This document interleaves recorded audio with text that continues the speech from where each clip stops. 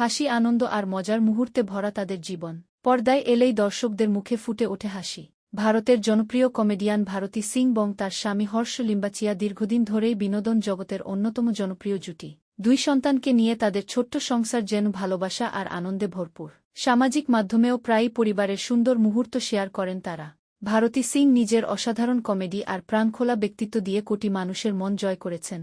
অন্যদিকে হর্ষ লিম্বাচিয়া লেখক, উপস্থাপক এবং নির্মাতা হিসেবেও বেশ পরিচিত।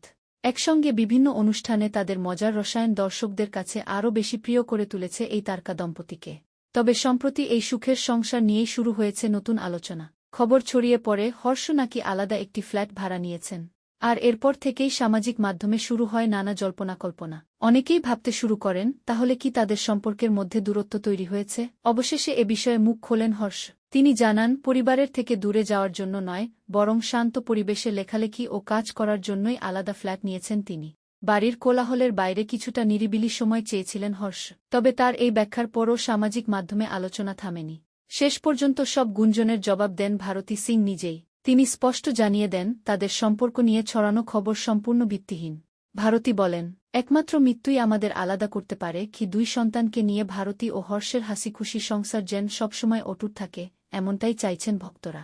কারণ পর্দার মতো বাস্তব জীবনেও এই জুটিকে একসঙ্গে দেখতে ভালোবাসেন সবাই। আপনাদের কি মনে হয়, তারকাদের ব্যক্তিগত জীবন নিয়ে এমন গুঞ্জন কি খুব দ্রুত ছড়িয়ে পড়ে? মন্তব্য করে আপনার মতামত জানাতে ভুলবেন না।